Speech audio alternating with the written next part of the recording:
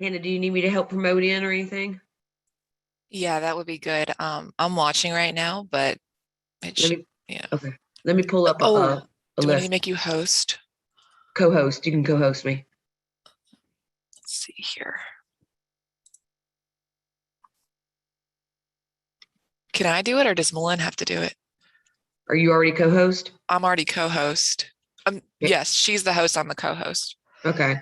She might have to do it. Yeah, I can't find a button. Oh, Brandon's here. I'm gonna let him in. Okay. Does this have a folder in the Dropbox? Yes, there's one there's like a roll call sheet that I'm pulling from in the December one as well as the August one. So you can it's under sports initiative. I don't think I have access to that. Dang, I will email you one right now. I should be good to do it, but just in Okay. case, No, no problem. Thank you. I let me email appreciate it. you. No, you're Good good. morning. Hey, Brandon. How are you? Good. Malin is on a call right now, so she's gonna hop in. If not, I can do the roll call. So All right, sounds good. So just want okay. to make sure video and audio is good on my. Yes, everything is good. I can All hear right, you. I'll see you shortly. Okay.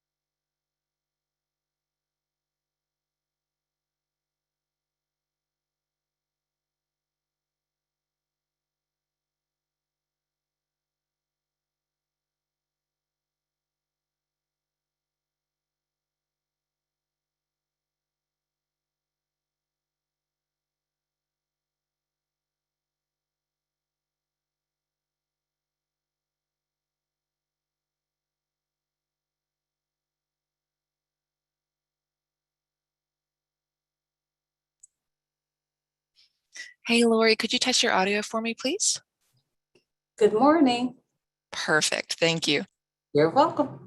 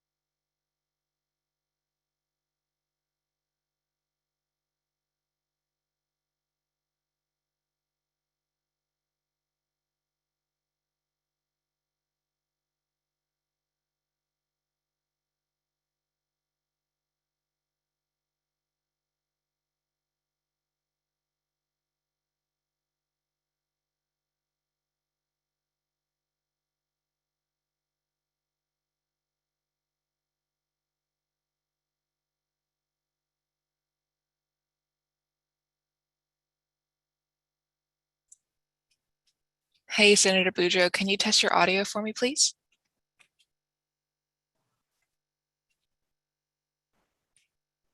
Okay, good morning. Good morning. I can hear you loud and clear. You're good. Oh, great, thank you. Perfect.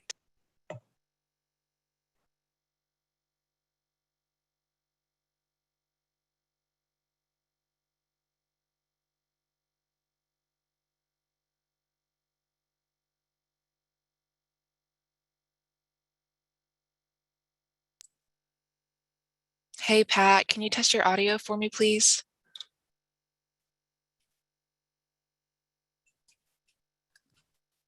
Yes, can you hear me?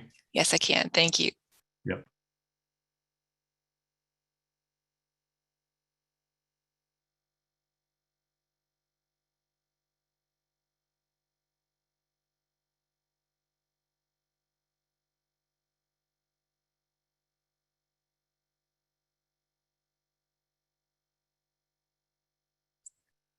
Hey, Jay, can you test your audio for me? Test 1, 2, 3. Perfect. Thanks. Okay.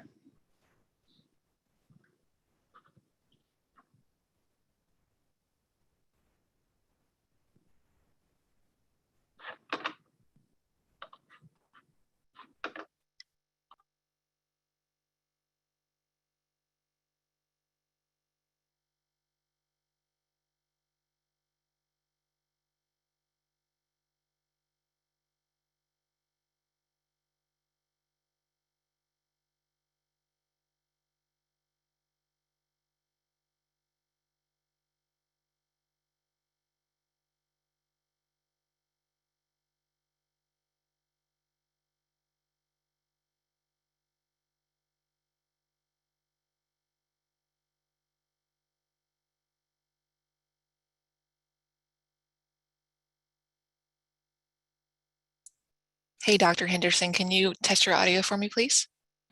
No, ma'am, I refuse to do that. Perfect. Thank you. My pleasure.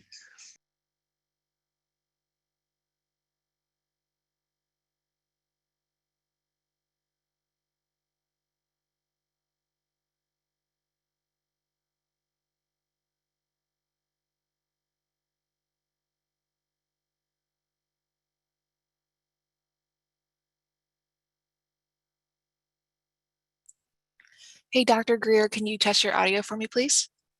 Yes, can you hear me? Yes, I can. Thank you.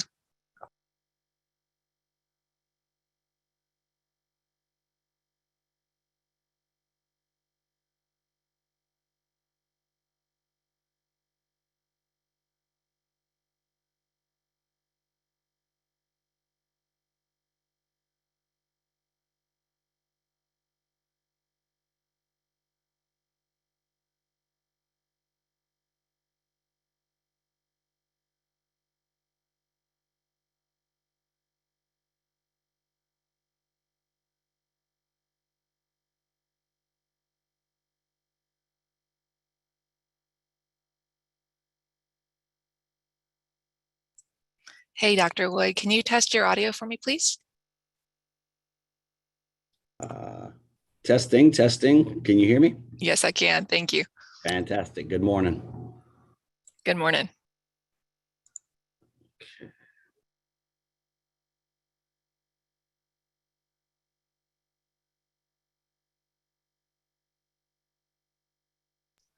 Dr. Wood, this is Jim Henderson. I have a question. Where do I pick up my Louisiana Tech football season tickets for next year?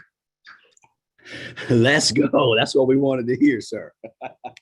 We can get that to you ASAP.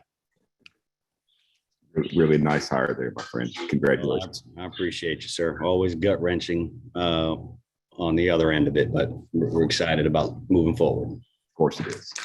Well done. Thank you.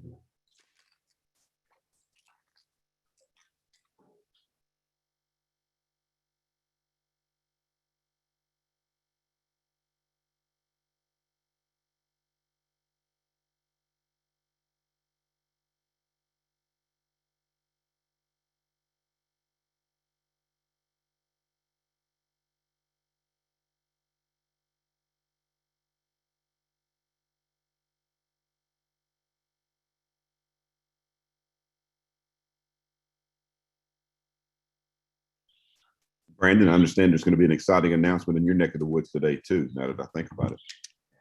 10 o'clock. Another great hire. Outstanding. Well, good morning, everyone. Just want to say thank you for your time today and welcome to the 5th and final, which I hope virtual Louisiana Minority Sports Initiative Task Force meeting. Just a few virtual reminders. This meeting will be recorded for minutes purposes. Also a reminder to remain on mute unless you are speaking. And lastly, at the end of the meeting, we will take public comments. All public comments can be emailed to webinar@laregents.edu. Again, that's webinar@laregents.edu. At this time, I would ask Ms. Hannah Courtney to call the roll. Perfect. Tim Detillier, Senator Boudreaux, Present. Miss Lori Williams, proxy for Dr. William Tate, Present. Ashley Claire Kearney Thigpen, proxy for Scott Woodward, Present. Dr. Monty Sullivan. Do we have Quentin on here for him? Present. Perfect. Dr. Ray Belton, Roman Banks, Dr. Jim Henderson. I think he's here. I'm sorry, I'm here. You're Thank good. Dr. Trevion Scott, Dr. Eric Wood, Present. Dr. Sharvi Greer, Present. Heath Schroyer, Rudy Macklin, Alicia Broussard Sheridan, Pat McKinney, Present. Brandon Logan, Present. Jay Cicero, Present. Tracy Shiro. We have a quorum. Thank you, Mrs. Courtney. And again, thank you all task force members for your presence today. At this time, we will move to item number 3 on the agenda, which is the approval of the minutes from October 18th, 2021, as well as the minutes from November 15th, 2021. This time, I will entertain a motion for approval for both. I'll offer up that motion. It's Gerald Boudreaux. I'll second that, Jim Henderson. All right, we have a motion and a second to approve the October 18th and November 15th, 2021 minutes. Any objections? All right, all those in favor, sign of aye. Aye. Aye. Those opposed, Aye. same right. Motion carries for both minutes. Thank you so much. Now let's get into the heart of why we're here today, which is to discuss our issue areas, our pledge, and hopefully these will serve as formal recommendations to the next step, which is the Louisiana Board of Regents. So we'll take them in the same order in which they are presented on your agenda, which is 4A, the awareness training to reduce unconscious bias. For those that were here last month, we did not have a quorum, so we took that as an information-only session to work through the issue areas as a group. Today, we do have a quorum, so we will have the opportunity to vote on each issue area. Hannah, at this time, can you please pull up 4A, the working document, so we can have a discussion? Definitely. Give me 1 second, please.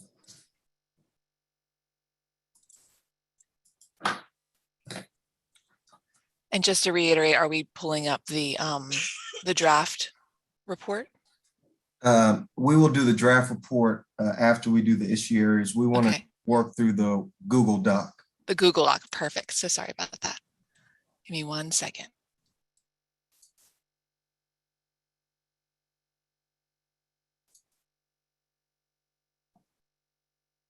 And I'm going to pull up the roster from each working group so I can call each individual by name. So if you are a part of that respective group, certainly feel free to take the lead.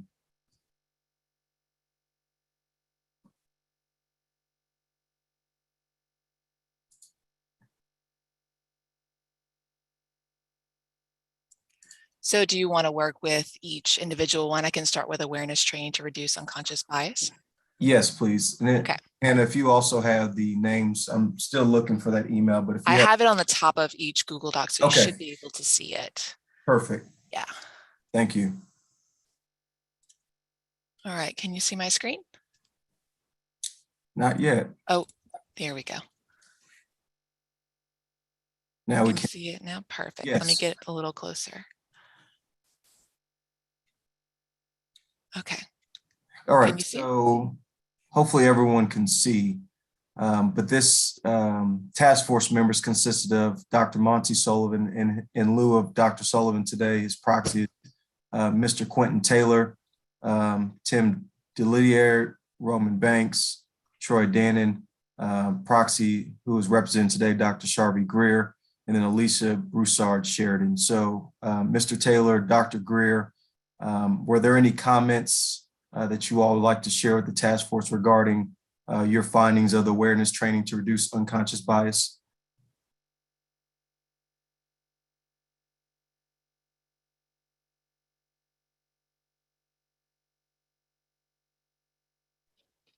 Yeah, hey, this is Quentin. I'll jump in, and I'm on the road, so forgive me. I apologize for any background noise that you all might hear. So I went ahead and added 2 reports that we had looked deeply into around this issue of equity and diversity within higher education, but more specifically, it was around our scope of work and how we try to remove those biases through workforce development training. So the two documents that I added to that Google Doc, they're specific to 2-year colleges and workforce development, but obviously this issue goes across industries and sectors. So I think the principles can be applied here from an athletics perspective. I was also trying to get our director of professional development to send me the series of trainings that we did for our entire system over the past year. There are 8 such trainings, 3 of which delve very deeply into this issue of biases, specifically during the hiring process. What does that look like? How do you try to change the culture, interview committees, etc.? And so when I get that, I'll add it to that Google Doc. What we found is through that training that a lot of individuals have said to us that it has helped to sort of change their perspective, and made them look at things a lot differently. So if I were to make a recommendation or add a recommendation from a training perspective, would be something along the lines of what we did with our team. The Sloan group, Ronnie Sloan and his team down in New Orleans led that effort for us. They're nationally renowned in that space. They're doing some ongoing work with us around this issue. Because I got to be honest, it's more than just a training issue or more than a one-time training issue. It needs to be consistent, and it needs to go deep, and it needs to dig into culture and a lot of other catchphrases that we've come to know over the last several years in this DEI space. And so that's all that I have to add. And I'm not sure if anybody else, I'm not sure who put the other 2 items, the first 2 items in the doc, but they might have some context around their thoughts. Okay, thank you, Mr. Taylor. Dr. Greer, did you have anything to add? Just subject. Dr. Taylor really nailed one of the issues that we've been sort of facing around continuous education and continuous training, and trying to ensure that it's not sort of a one-stop shop and one-stop workshop. So we are working with our Office of Institutional Equity and our DEI office on campus, and I'll be adding a resource for that training here shortly. I did not add those other 2 that Dr. Taylor is referring to, so hopefully we can get some feedback from the other committee members shortly.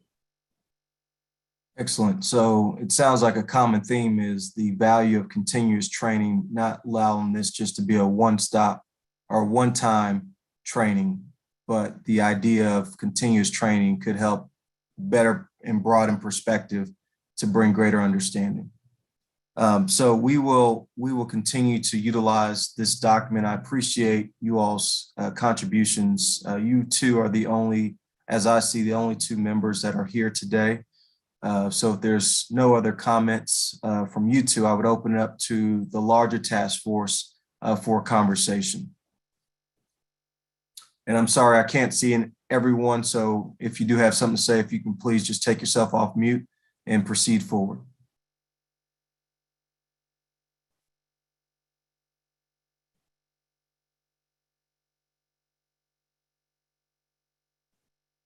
Okay, hearing no additional comments, we will move to the next group, which is the eliminating job description language that can negatively impact a candidate pool.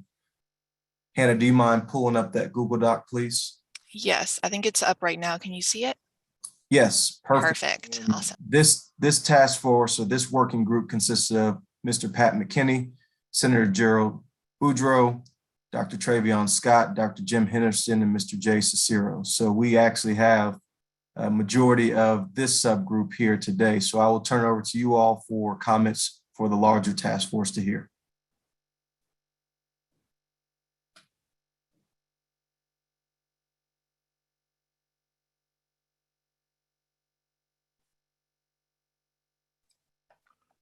So I'll take the lead here then. So this is the research that we had done with the Saints and Pelicans and what we're currently using, but just knowing basically that a job description can result words being used that can exclude folks. And so one of the things that we do is any of our job descriptions go through a tool that we call that's Textio. And that's actually something that we got through the MBA. They purchased a license for us. And it actually then goes in and make recommendations based on what the written job description says, and then puts it out and shows you by changing these language usages, then your likelihood of attracting different candidates increase. So, that's been successful for us, and probably in this, that's what I would recommend being used. Excellent. Thank you, Pat. Is there any other just lived experiences, I would call them, from the Pelicans and Saints as you all work to improve just the overall experience of the application process? Besides Textio, was there any other best practices or themes that you all have established or see that we should be considering within this task force? So yeah, outside of the job description, is that what you're asking? Yes. I think probably one of the biggest things that we put in was a little bit takeoff on the Rooney Rule, but we put that in for all of our positions, in that we require our managers to interview a wide range of candidates, and they have to actually present those back to HR to ensure that that they used a wide net and that their decision was based on looking at everyone. I mean, that's probably the biggest thing that we've done, that I think that has increased our hiring of minority candidates as well as female. Excellent, Pat. Is it too early to tell on the effect it's had on the culture, the workplace? No, to be honest with you, this was something that I started a number of years ago. Actually, when I joined the Saints back in 2012, when Mr. Benson purchased the team from the Pelicans, I actually came over from the Hornets / Pelicans, and we eliminated a lot of different things that were currently in place there. A lot of it was the what's a good word for it? I guess nepotism hiring, where you hire all your friends and people were just pulling resumes out of their desk and saying, this is who I want to hire. We eliminated all of that, and we went strictly to you had to apply for a specific job. We didn't accept resumes unless it was for specific jobs, and managers were held responsible for interviewing. And we put in place many years ago the aspect of bringing HR the different candidates. That has resulted. We've seen the results. Of course, it also depends on how you hire in your leadership roles, that people that want to pay attention to the unconscious bias and really push that in the workplace of understanding that. And that's something that the other piece that we've done that has been beneficial is the training. So there's not only just the job description, because you want to make sure that you're reaching out and getting those candidates that aren't fearful that they can't do the job, because that's really what the language in job descriptions does is it frightens people away from it. And you want it to be inclusive. And then it's really then having in place the mechanisms for people to review resumes and also having a mechanism that eliminates that favoritism in your pool. So, but quite honestly, we continue to increase our minority and female hiring, especially. We've seen an increase in our upper tier jobs as well. Excellent. Thank you so much, Pat, for your comment. Senator Boudreaux or Dr. Henderson or Mr. Cicero, did you have any additional comments within this issue area that you wanted to share with the task force at this time? It's good sharing that Pat did, and it's real to get the flavor of it. But I think he hit it on the head. I think, this topic is the silent trigger. I mean, if it's not inclusive from the onset, and we've all been around where people say, I'm not going to apply for that job, they already know who they want, or you could pretty much read it. So I think opening it up and bringing that awareness so that it is inclusive and it identifies, it gives us opportunity to do it. And then I'll just say that it ties to our previous topic because it can't be a one-time thing. This has to continue at all levels. And I was glad Brandon, that you asked, Pat, have they seen the results? And that the results come by continuing in that vein. And as the first topic, not just hitting it one time and say, okay, we've complied, we're done. So no, other than that, I think that Textio is that one of those tools that can ensure that that language is first of all relevant and it's just not something we're putting on paper. Thank you, Senator Boudreaux. Dr. Henderson, anything addition to add? And I apologize, I had to step away for a call there, but just to reiterate, this is important work, and it can be seen as sometimes even pedantic, but it's so much more than that, because the messages that we're conveying have a significant impact on the applicant pool. We found that out, when we were recruiting early 5 years ago for one of the first presidential searches. We had a great group of applicants that looked just like me. We started changing a little bit about the language, changing a little bit about our strategies, and the result we had in replacing me twice removed just a couple of weeks ago speaks volumes. We had one of the most diverse, talented pools of applicants we've ever had. I think the language played a key part of that. Thank you, Dr. Henderson. Mr. Cicero, anything? I just want to reiterate how important that I think this is, because I don't think that in general, folks think about this. And now that it's become aware that certain words used in job descriptions really limit the amount of diversity that could be attracted to apply, is really important. Now we're just a small group and we have very little turnover. We only have 10 employees, but the fact that there is the ability to really improve, even for a small business like us, to improve what we do and how we reach out to potential candidates, I think is extremely important. And I think, like Senator Boudreaux said, this is the basis of how we start this whole process and continue to move forward with this this important issue in sports.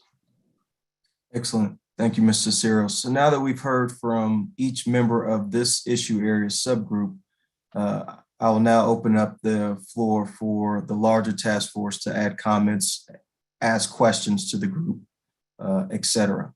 Any comments or questions from the larger task force? Hey, this is Quentin. Mine is more so a comment, and what we found is that when people come to websites and they look for jobs, and they will look at the job description, and that needs to be written appropriately so everybody feel like they're welcome and included in the process to apply.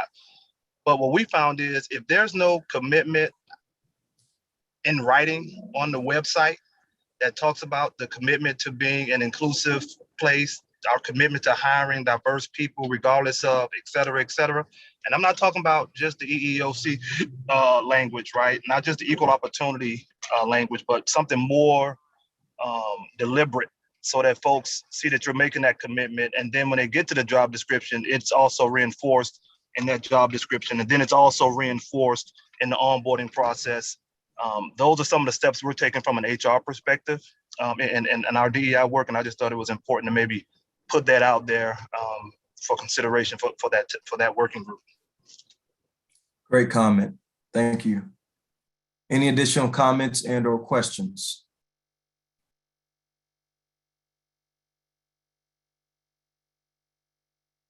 All right, hearing none and seeing no virtual hands raised, we will move on to the next issue area, 4C, which is creating a system process to review applications and resumes blindly.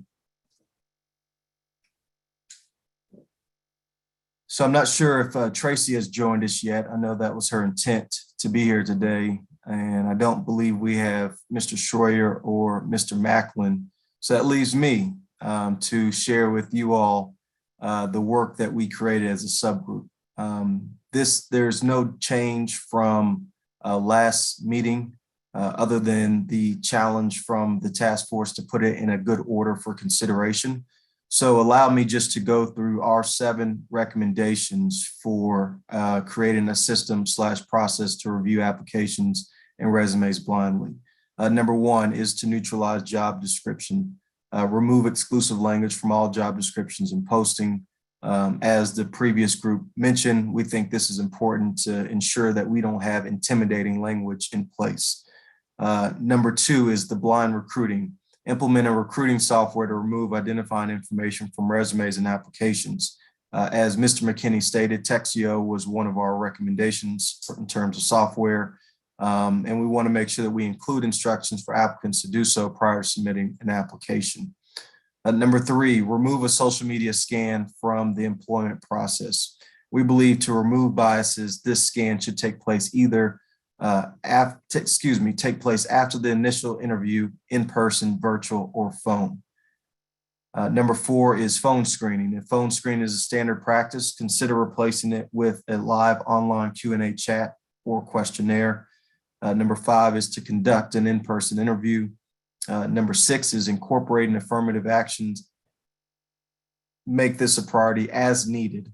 If 40% of applicants moving forward are not women or people of color, review applications to ensure that at least 40% of those interviewed reflect these groups. And then lastly, to ensure all employees are enrolled into ongoing unconscious bias training. These are the 7 recommendations that we have as a subgroup put forward for the task force to consider on how we can ensure that we create a system and a process to review applicants and resumes blindly. Any thoughts, questions, comments from our recommendations? Brandon, I have a question. Yes, ma'am. As it relates to item number 4, phone screening, and the recommendation to replace or consider replacing phone screening with a live Q&A chat. The questionnaire part, I'm clear on, but in terms of creating a process to review applications and resumes blindly, how does the live Q&A online help support that? So the great question. So this would be towards the end of the process after you have, received the applications. If you're going through the process, you're doing the phone screening, you've conducted the interview, or before you conduct the interview process, we believe that there's a virtual component. Dr. Wood made the comment last time about, when we talked about the removal of social media scans and then, not having to hire without seeing this person or being able to talk to them was important. So we put that in the order. Again, if the group believes that this may not be a relevant milestone or mile marker in the process, we can certainly eliminate it. This was part of the research and best practices that we've seen in the marketplace as people who are struggling with diversifying their talent have put in place to ensure more success in the finish. Thank you. I think I understand. From my experience, the phone screen generally it's the first actual step in engagement with an individual candidate in the process. And that determines whether someone will move forward. And so for me, and maybe it's, again, just my perspective, being able to speak with the person over the phone, allowing them to elaborate on and expand on their experience that's not presented either in the application or in their resume, giving them that opportunity to add more color to their experience, but not necessarily seeing them. To me, it continues to support the blind aspect and really just looking at not the individual, but evaluating the person's experience.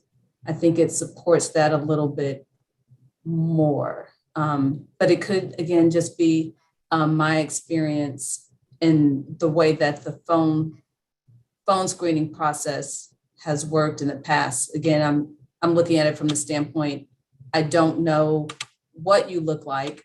I can make assumptions one way or the other, but it's truly just about the conversation and how you respond to the questions, how engaging you are over the phone, those sorts of things, as opposed to the biases that I think are more certain to occur when now people are looking at the individual. And you bring up a That's my great thoughts. point, and I appreciate you elaborating on your thoughts. I think one of the things that can be considered, instead of it being a trade-off between a phone screening and replacing with live online Q&A or questionnaire, we can build out an additional step, have phone screening as is presented, and then move to a live Q&A or questionnaire as the next step. Or we can eliminate the live online Q&A, chat, and questionnaire as a part of the process. And so, this is part of the reason why we have these conversations. I think you have a great case, and I would ask the other members of this task force to chime in on, the importance of the phone screening in isolation, as opposed to replacing it with the live online Q&A and questionnaire. Anyone have any comments or recommendations on that? Yeah, Brendan, one of the things that we did with the phone screening, and I completely agree with Lori, is it is an important part of that, being able to delve deeper into that person's resume and without at this point maybe seeing them.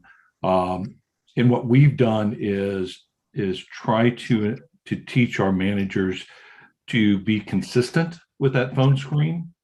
And so maybe what it is would be the phone screening with a questionnaire or something, that's more that is more universal.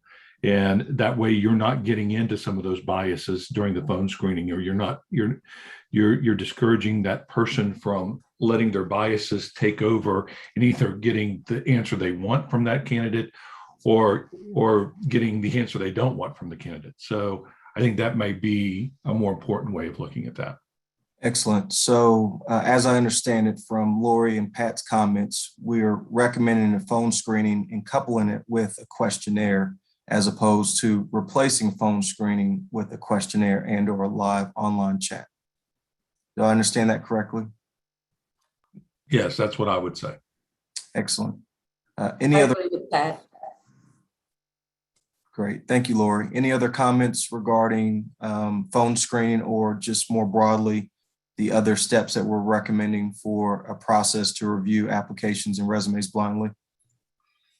Yep, I support those comments from Lori, and I believe that was Pat. And then just as a point of clarification on the social media piece, I just wanted to make sure we didn't get to a point of inviting a candidate in and having not had a chance to scan, in case there's hate speech, in case there's just something inappropriate that you would go, why did I fly this person? And had I been able to do a little research. So I just to clear up my position on that, when I read remove social media scans from the employment process last time, it was just to be able to do it. We should be able to do it at some point before you spend money flying somebody in there. So that was that piece. As it relates to the recruiting software, so I guess Brandon and I know your committee members aren't on there now, but at some point, if this is approved, is it a recommendation, or the institution would have to purchase said software? Or one of those options? Yes, it would be a recommendation. And as Pat shared, they granted given access through the Pelicans MBA license for Textio. Okay. We would need to identify some creative solutions, when we get to the legislative body, to see if there is a state license that perhaps could be purchased, then distributed to the member institutions. I'm not sure how they do their licensing, specifically Textio, but it sounds like it's more of a universal practice. Like if the NBA were to purchase it, all the other teams would have access to it. Perhaps we can take that same model at the state level. If the state legislative body believes this is an important step, perhaps there's an opportunity to make that investment and then create the licensing for each member institution in the state. Yeah, and I'm sure Textio would love to have the state of Louisiana as one of their customers. Excellent. That's it. Thank Real you. quick, just want to make sure. So on point 3, I think how it should read is this scan should take place after phone screening and before the in-person interview. Is that the correct pinpoint for the social media scan? So it's okay to have the phone interview, but you want to make sure that you have an entry point into this person's life before the in-person interview if they make it to the next step. That's what I'd like to see, Brandon. I came up through the compliance world, and the thought process is it's better to not have a policy than to have a policy and not follow it.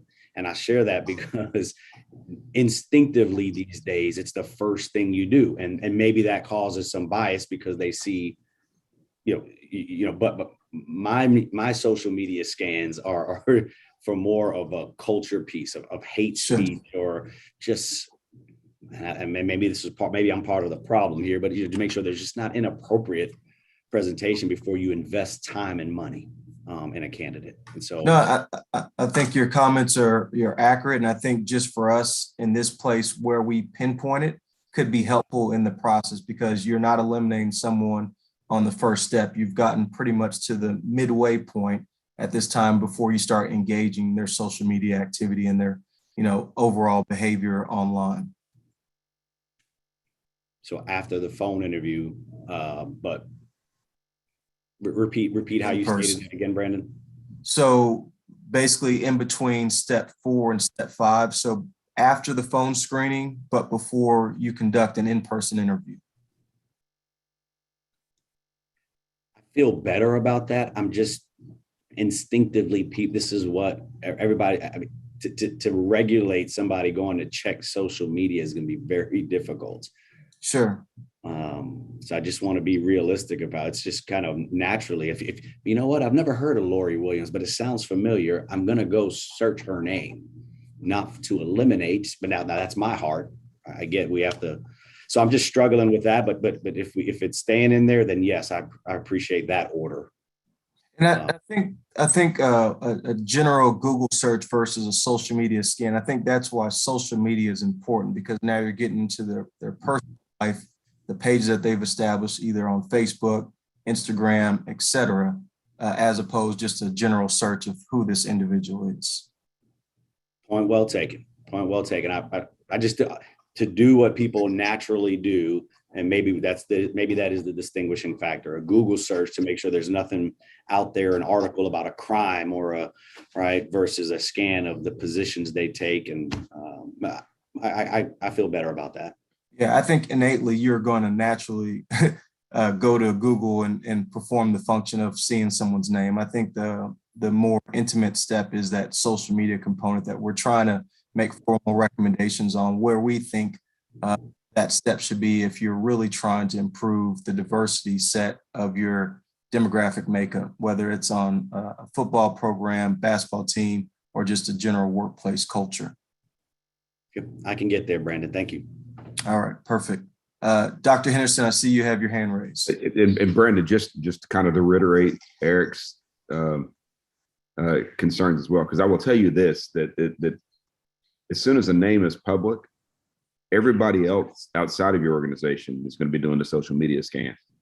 And if you're not prepared for those things, it can put you in a precarious position. I get it and understand the rationale.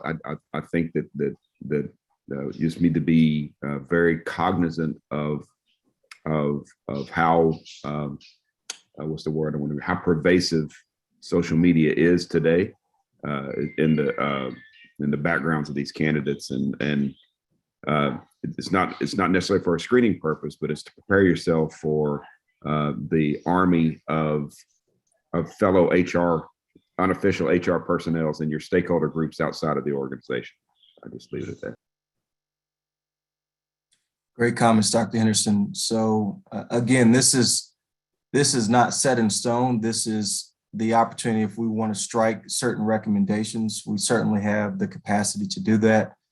Just want to make sure as we move forward, this is, consensus that this is the general direction that we want to move into. So if there are And Brandon, if I, and that's what I'm saying. So these are not requirements, right? These are best practices that we're suggesting that you incorporate in a much larger approach. That's So right. certainly contextually, you can look at this. Okay, if I do this at this point, is this adding an unnecessary bias to the process? And I think viewed in that lens, it makes all the sense in the world. Okay.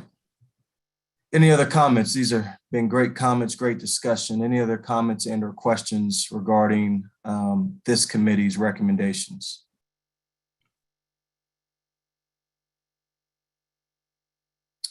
All right, so we will make the modifications on the language for number 3, the social media. In terms of the phone screening, we will couple that with a questionnaire as opposed to replacing it. I believe those were the only 2 recommendations for this committee to take into consideration for revisement. Was there anything that I missed before we move on to the next issue area? Brandon, I have a quick question. Yes, ma'am. Sorry about that. On number 6, incorporating affirmative actions as needed, I assume, no, I shouldn't assume. Can you talk with me a little bit more about the as needed language? Yeah, so, one of the things that as a committee we were thinking about, everyone is not going to be lagging behind when it comes to a diverse pool. What we're doing, Dr. Henderson just stated, is creating a recommendation list on how you can improve the quality of your applicant pool, some of the benchmarks that you may need to measure yourself by to ensure success for the outcome, your desired outcome. And so, 40% was a number that obviously can be adjusted, but something that we have seen in research as an emerging theme, not necessarily a best practice yet because it's so new as to organizations trying to build capacity within the diverse candidates. So what we thought, this is just one of those stretch opportunities that if we really want to be progressive and intentional, as an organization, this is something that you can take into consideration how to get a greater applicant, more diverse applicant pool for that respective job. Okay. I think I understand. I was thinking that there could be discretion when an institution decided to incorporate broader applicant pools, but if I understand you correctly, using, for example, my colleagues across town, Southern, when it comes to people of color, that may not be something for which they have to broaden their applicant pool because just inherently they're going to have that there, as opposed to them saying, we don't want to consider diversifying our applicant pool. Yes. Okay. That's correct. So trying to take into consideration all of those scenarios and contextualize in a way that makes sense for those that are in need of going to step 6. Gotcha. Thank you. Thank you. Any other comments and or questions before we proceed to the last issue area? All right, seeing and hearing none, we'll move on to 4D, which is standardizing interview processes to eliminate unstructured interviews. And this team is led by Mrs. Lori Williams, accompanied by Dr. Belton, Dr. Wood, and Mrs. Ashley Claire Kearney Thigpen. Lori, I'll turn it over to you. Thank you, Brandon. This looks similar, or sorry, it doesn't look similar. It's similar to the information that was presented during the last meeting, but now we have put it in written form for you all to perhaps follow along easier with the information that we've provided as it relates to the exceptions to the process. And so starting again from the beginning, we indicated that it would be a structured process and all candidates would be expected to interview with the following individuals. And so identifying those people within your organization that will allow one for diversity of thought and their experiences in what they're looking for in the potential candidate, and also avoid those situations that I think Pat referenced earlier with one person saying, we're going to hire this other one person. But again, having that broad-based collaboration and opportunity for individuals across the department in select areas to provide that insight. Certainly, the hiring manager for the position being one, the sport administrator, again, as it relates to that position for coaches and or assistant coaches, and then also in other administrative positions, staff positions, the unit supervisor, who will serve as the direct supervisor for that particular position within the organization. Again, a partner within human resources, and then other athletics department employees with the approval of HR having that experience relevant to the position. So again, you get a broader cross-section of the department, which I think is also helpful, providing that transparency not only to the process, but allowing other team members within the organization to be able to weigh in, to consider the candidates who were involved, and it just broadens the understanding and awareness of the process. I think with so many hires, particularly within athletics departments, when they meet one of these exceptions, then the folks who weren't involved in the process have doubts about how the process worked, how the individuals were identified, what the qualifications may be. But if we can bring in those other individuals to participate in the interview process, then we have more people who are truly aware of how the process worked. And then they can speak to their colleagues who may have those water cooler conversations about the process and really being able to dispel myths about what's really happening in our hiring process. And so also empowering those team members to have those professional development opportunities to participate beyond their 9-to-5 daily responsibilities. So it really has a multifaceted approach that ultimately helps the entire organization and move us forward in a way that, excuse me, is appropriate within the DEI space, and also just the culture and morale of the athletics department. So with that having been said, the exceptions for the process, if there's an emergency hire, certainly if we're looking to fill a position based on the timing of the year, we are in that position right now with our football program. Certainly no secret there that we're in that recruiting period, early signing period. And so it was critical that as we are bringing on our new football coaches, that they're in a position to be able to go out and recruit. And so time is of the essence and continues to be of the essence. So being able to make that transition quickly and hiring those people would be an example of an emergency hire situation. I certainly won't read all of the bullets. You all can certainly do that for yourselves. The candidate has a particular notoriety, someone who is truly an expert in their particular field, who is renowned within the industry, being able to bring that person in. And even if it's not the athletics, intercollegiate athletics experience, and having that notoriety.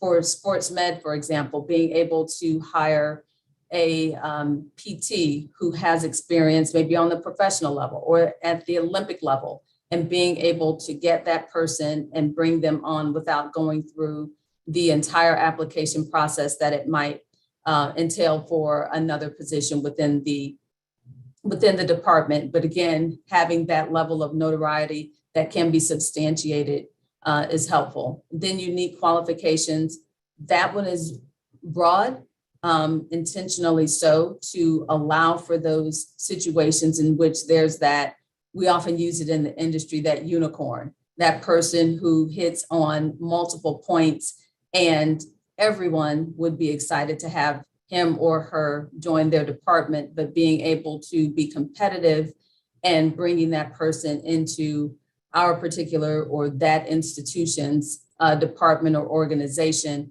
recognizing that those people are not a dime a dozen, and being able to move those individuals through the process in a way that allows us to continue to grow and develop in the right way, but not going through the process as it may exist for an ordinary position. And then last, internal promotion. That one is really self-explanatory. The person's demonstrated their competency, their ability to serve their current position well, and how they can also excel in the next position.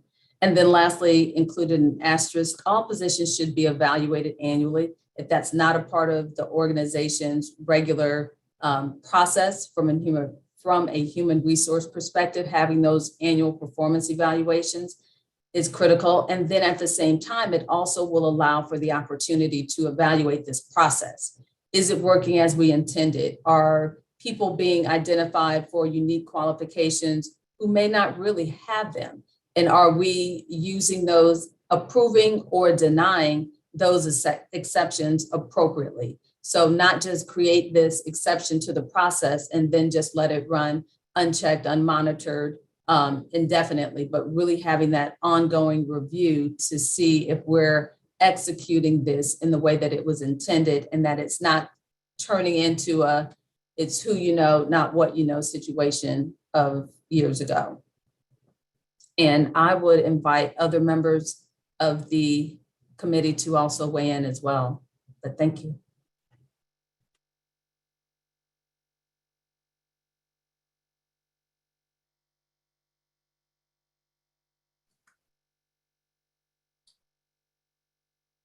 Any other comments from the committee before we open up to the task force?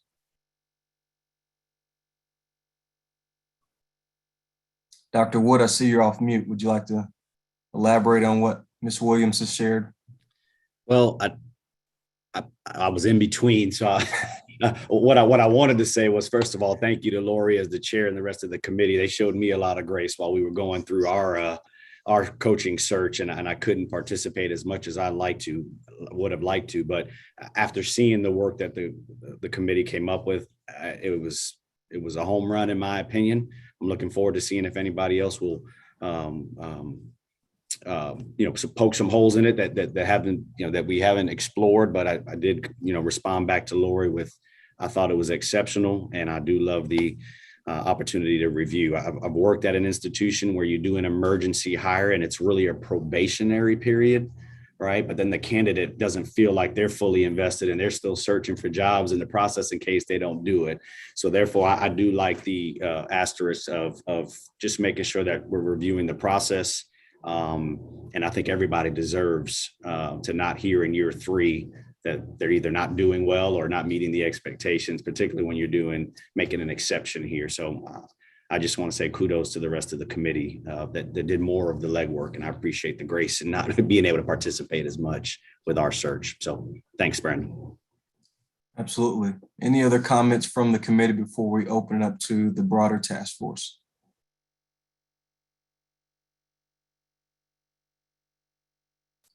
All right. So just one quick comment from my standpoint. I think this is just excellent work by the committee. Thank you all for your leadership on really fleshing out the details. I think all of the 4 issue areas are very important, but certainly I think this is one that has the impact to affect all the other issue areas. And so making sure that we go through a structured formal process enables us to ensure that a job description language is sound, and that we have a system and process that allows us to review resumes blindly. So this is the starting point. And so you all and the work that you have set forth is critically important and greatly appreciated. The last comment I had is more so a question to the committee. With the asterisk that says all positions should be evaluated annually, you are stating just the position itself and not that person in the position. Is that correct? No, actually, from my perspective, it's both.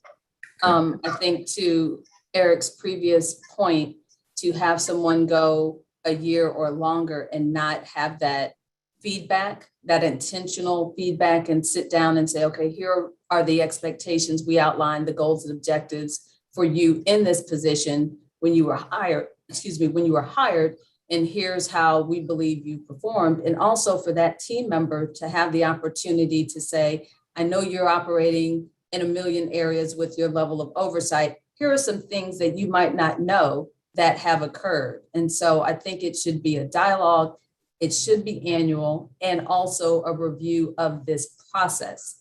annually as well, to look at the numbers that have come through as exceptions to the traditional process. And then again, having that determination and intentional conversation, did it really make sense in that space? Was it really an emergency hire? Maybe it wasn't. Okay, now let's tighten that up for the next time when we see something similar in this vein. So I would, me speaking personally, I would say it's both. Okay, excellent. And I see Dr. Wood shaking his head in agreement.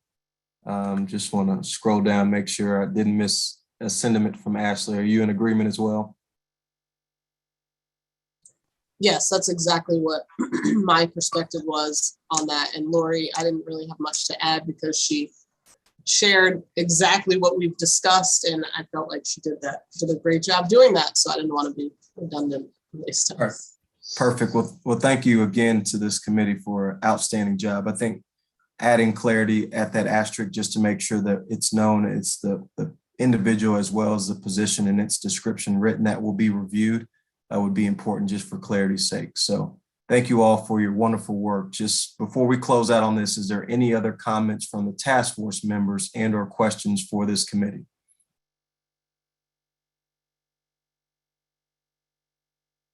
All right, we will move forward. So the next thing before we get to the actual report is to revisit the diversity hiring pledge. We had some really good dialogue, I thought, last month, and want to make sure from a committee standpoint that we are all comfortable with the language as written and presented before we proceed to approval. So Hannah, if you don't mind pulling up the most recent version of the hiring pledge, I would greatly appreciate it.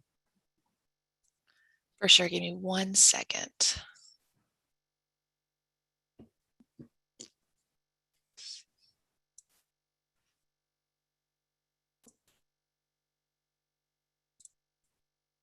Okay, here it is. Perfect. So allow me just to give you all a few minutes. Hannah, if you don't mind maximizing the screen, let's see if we can see the entire pledge on. Yes. Scrolling down. Want to give the body a couple of minutes just to review the underlying items, the two almost center to the document, or the two items that were in question last month. And there needs to be a decision on whether we refine the language as presented or strike it entirely. So I'll give you, the next 2 to 4 minutes to review this, and then we'll come back for discussion.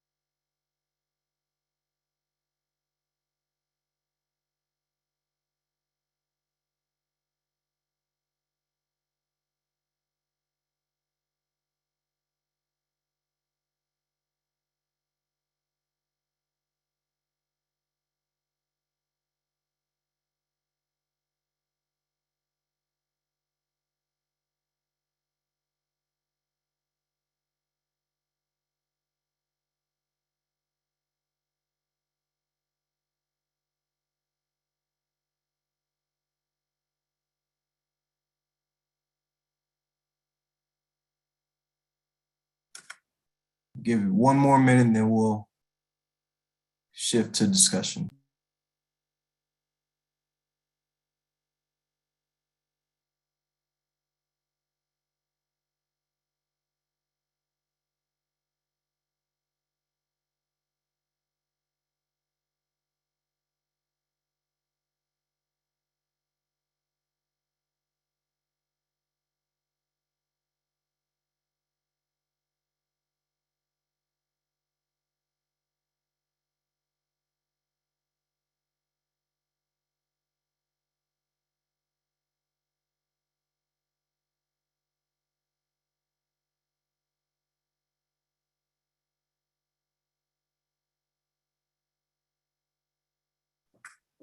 All right, hopefully everyone has had a chance to review this document as presented today, the Pledge and Promise. Any thoughts, comments, questions, recommendations? At this time, we will entertain all of those. Again, I cannot see everyone, so if you have a comment, please just take yourself off mute and proceed with your comments.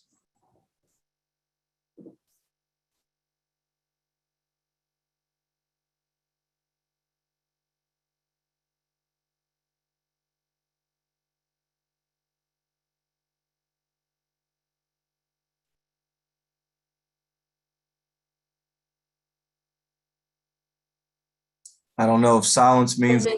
Oops, I'm sorry. Okay, all right. I'm breaking the silence. Thank Quick you. question, if you can remind me, please, the pledge will be a pledge that's taken by the CEOs, chancellors, presidents of our organizations, is that correct?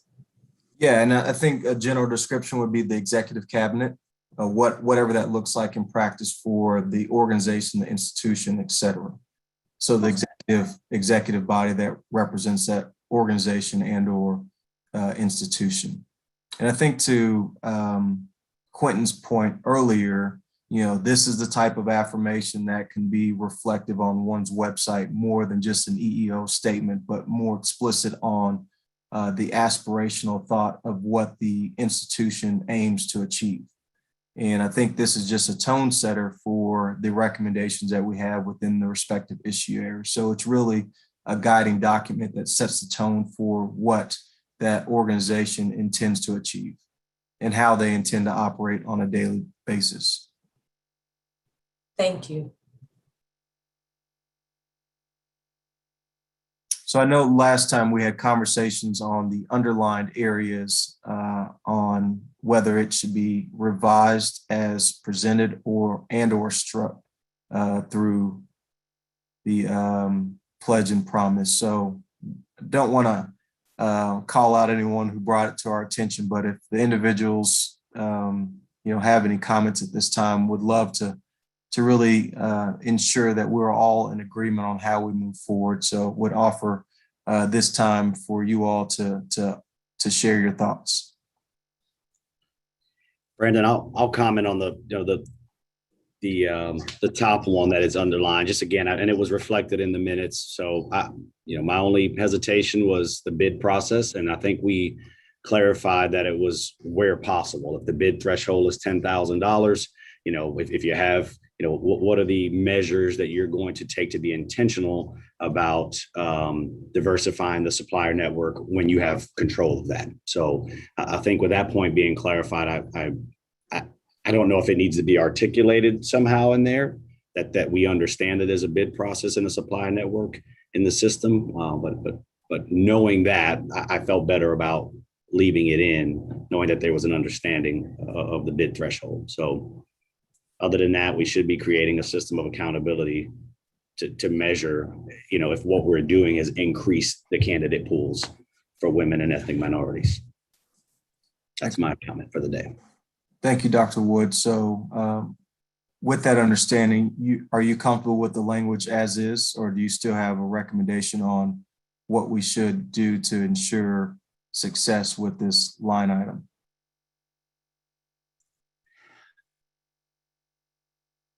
I guess you should never, I don't know that I have a better way. So I think just having an understanding that there's that we get that there's a bid process. So I don't have a suggestion on language. Maybe somebody can be better at wordsmithing it if it needs to be, but I felt better now knowing that I wouldn't have just reading it as is, that there's an expectation to diversify the network. But maybe that's just understood. So it could just be me, Brandon. I don't have a better way to word it though. So specific to that line, does anyone have any other comments or recommendations on how to improve the language? I don't know if this is helpful, and I don't know if I shared this, but what we do at LSU is each unit within our department has an eligible spend goal. And so obviously can't deviate from Nike, right? Like that's who we have our contract with. And so I don't know if the term eligible spend will help, because obviously there's certain, obviously procurement, bids, all of that stuff is not eligible for us to necessarily decide. But for our teams, when they go and get lunch for the team, we know that spend that's eligible. When they get t-shirts, we could use embroidery companies that are minority owned, or t-shirt companies that are Black or women owned. And so I don't know if that's helpful, but that's the term that we use. We just call it eligible spend to make it clear that it's not everything. So it's going to be a little bit smaller, and the increments of growth or increase that we see are going to be a lot slower than the outside world may understand, or what they'll see, and they may not understand why. And so that kind of, I don't know, clarifies it for us anyway. I don't know if that's helpful. Very helpful. I think you definitely have caused Dr. Henderson to raise his hand. So I think there's an opportunity for us to include that language to really bring more clarity to this line. Dr. Henderson first, and then Mr. Cicero next. Brandon, and I appreciate that, and I appreciate all the comments, both from Erica and Ashley. Something I should have thought of weeks ago, and unfortunately you can't control when brainstorms happen, but it might be a good idea for us. So I think the language is okay. It's fine as it is, right? And I get the what we're trying to accomplish. It might be a good idea for us to reach out to probably our mutual friend David Aubrey, who's with AT&T in Louisiana. David, in one of his prior roles, was the executive director of a diversity supplier movement in Shreveport Bossier area that was very, very effective. He dealt with a lot of public bodies that have bid requirements, purchasing requirements that they have to follow. He might be a great person just to give a once over on that line and suggest some language that might that he's probably dealt with in the past. Just a suggestion. Thank you, Dr. Henderson. Jay? Yeah, I just want to support what Ashley brought up. I think is a very important aspect, especially when it pertains to what we do. When we bid upon a major event, there may be a $8-10 million budget overall locally. And each event, depending on the owner of the event, whether that's the NCAA, NBA, NFL, whoever, they have a lot of different spending within that they're bringing to the table also. And it's higher and lower depending on who that event owner is and what their financial capabilities are. But what we found, we started in 1997 for Super Bowl. We started the first minority and women-owned business program for the Super Bowl way back when, and we perfected it by the 2002 Super Bowl again. And have used it for major events over the course of my 24 years in this position.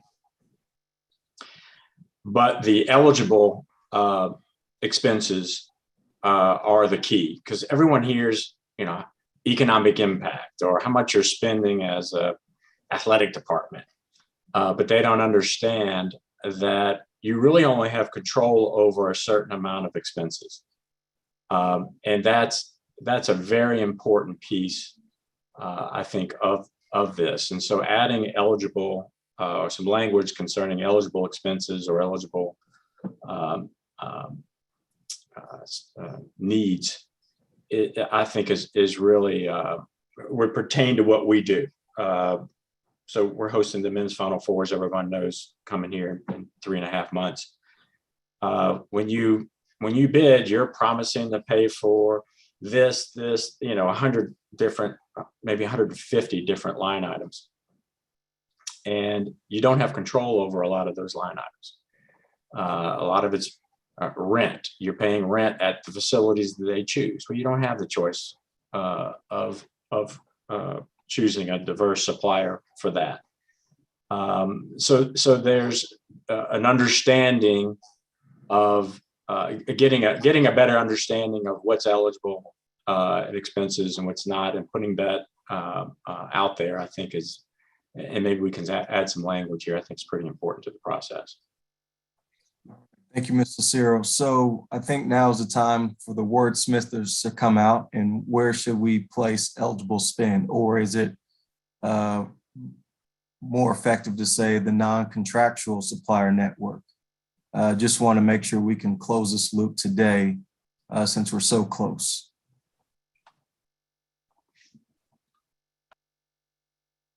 Any recommendations?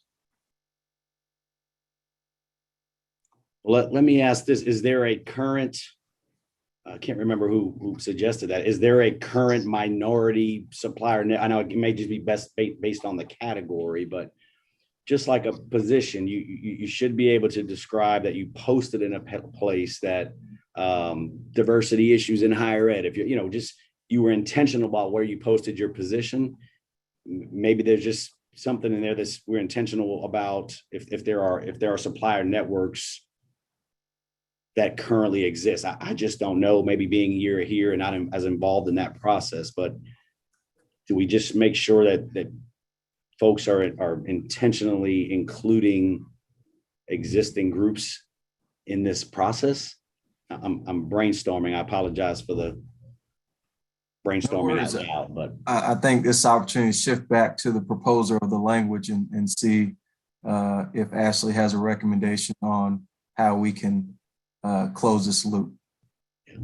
I love Brandon, that. I just have a real quick question. So everything that we've done so far deals with the hiring and everything else, and this goes totally away from everything else. So why is it even in this pledge?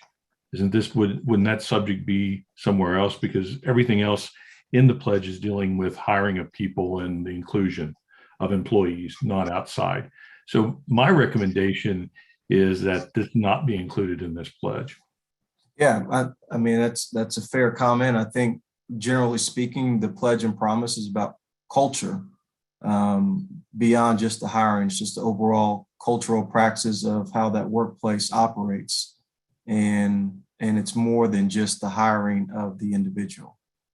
So that is certainly on the table for discussion. That's how I led this conversation today is, do we feel like it should be in place, or have we deviated from our original intent for organizing?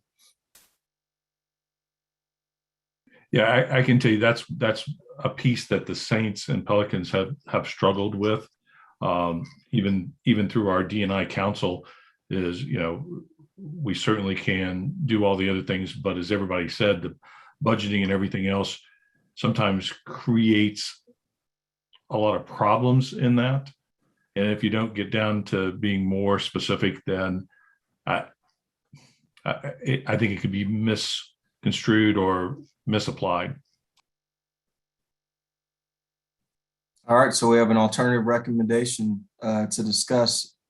Are we moving in the direction that we want to strike this, or do we still want to keep it in place and just refine the language?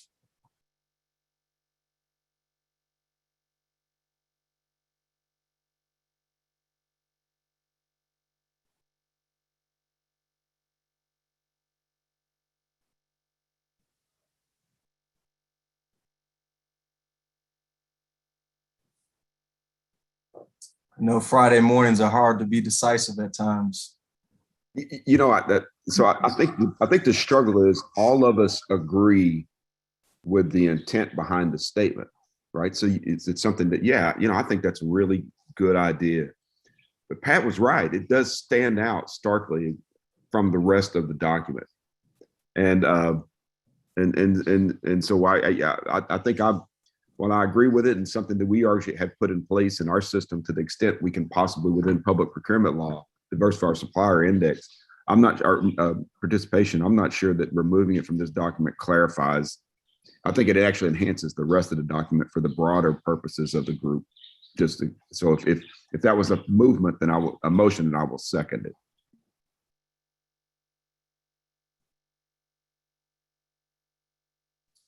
right, any further discussion or objection to striking the line that references, "I pledge and promise to enact a strategy that increases the participation of diverse populations throughout our supplier network"?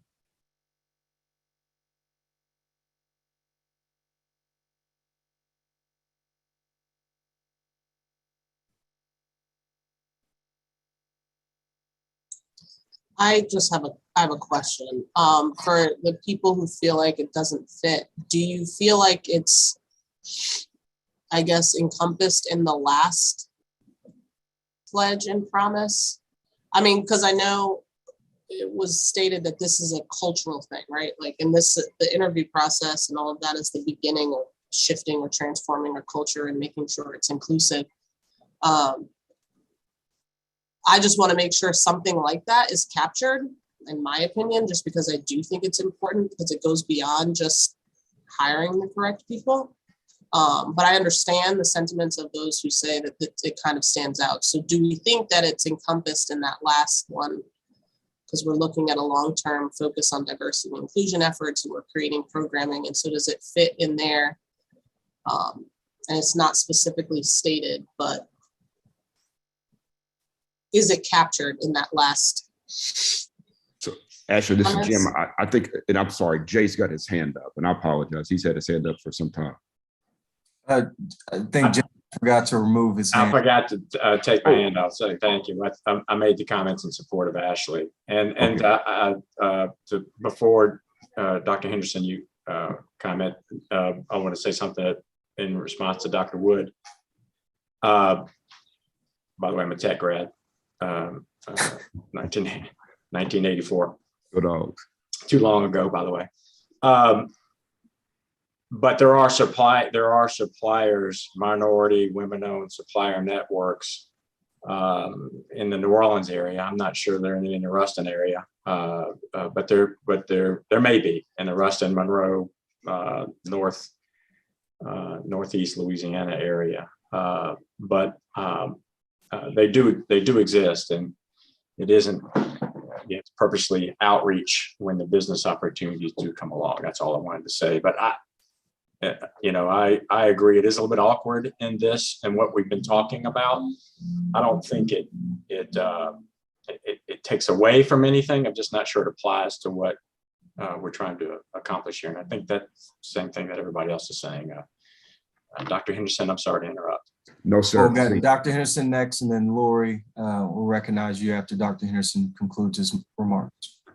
Joe, those were the great A.L. Williams days at Louisiana Tech. So big fan of that time period. But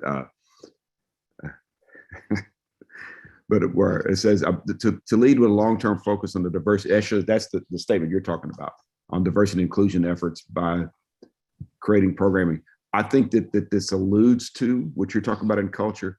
I think we could make it more explicitly aligned with that culture. It gets to that, and maybe it's just with let's see, to leave a long-term focus on diversity and inclusion efforts by creating programming and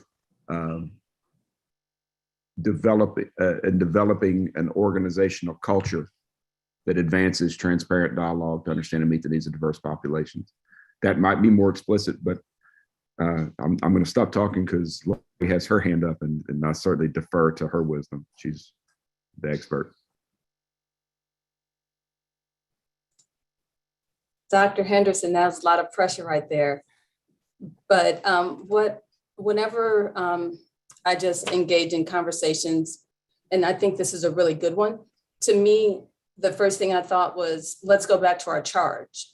What exactly were we tasked with doing? And so I went back to the, the resolution, and it states, and I won't read it all to you, but therefore be it resolved that the legislature of Louisiana does hereby create the Louisiana Minority Sports Initiative Task Force to research strategies to secure a stronger, more diverse collegiate athletic workforce. And so with that being the charge of this committee, I'm not sure that the diverse supplier network fits within the charge that we were given. And so that would be my only 2 points on that. If there's argument that it fits within that, I'm certainly open to it, but that does not appear, at least to me, to align with the charge of our group. And that's where I was coming from earlier. Thank you, Lori. Absolutely. Excellent. So it sounds like we have shifted our direction. The good thing is it was already notated last month that this needed to come up for conversation. We've had that, and I sense that, you know, striking it keeps us better aligned with the initial charge from the legislative body. And those individuals, we don't need to take a formal vote on it. But those individuals that are opposed to striking it, you know, this will be the last time just to speak up. Otherwise, if there's no additional comments, we will strike that line and proceed forward unless there's any additional comments to other lines that we need to discuss. Brandon, just one more point. Sure. Could we maybe in the final report reference that this had been discussed and that there was the members placed significant value around it, however we felt it fell out of our charge? Would that help? Oh, absolutely. In fact, we will, as soon as we finish this pledge, we will go to the draft report so we can talk through that before we close today. So great comments.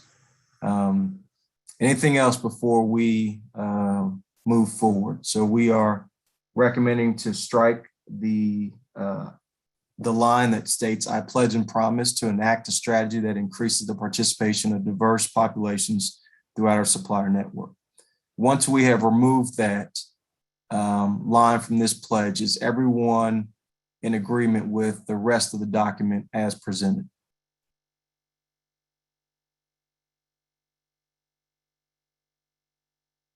And I'll take silence as an agreement in this case. So we will make a note to remove that line, and then we will present this as our final recommendation for our diversity, equity, inclusion pledge and promise. Great work, task force. Wonderful job. So now we are getting close to the end. Staff and I have been working very closely on developing a report that really encapsulates the work over the last 5 months. And hopefully you all have had a chance to review that. And obviously now that we have gone through each issue area, we will be able to further contextualize this document and move it from a draft form into a final form that you will receive prior to the presentation to the Board of Regents. So Hannah, if you don't mind, I know it's a relatively long document, but I'd like for you to bring it up as a shared file. Everyone should have had their own electronic copy, but want to make it available if someone has a point that they want to reference on a certain page, that we have the ability to scroll down and see that document on file together. So as Hannah's beginning to do that, were there any parts of this report that stood out that need to be discussed, considering that all the elements that we discussed today will be then compiled to really serve as a completion of this document?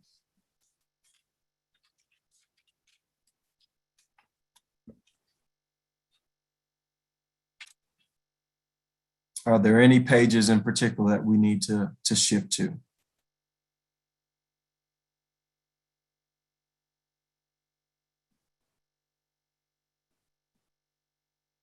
And Hannah, if you don't mind just starting to work your way down the document, I would appreciate it.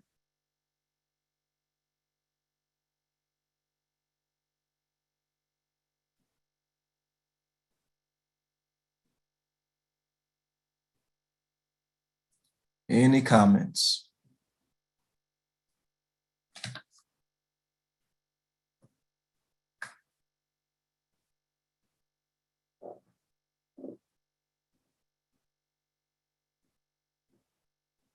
All right, hearing none.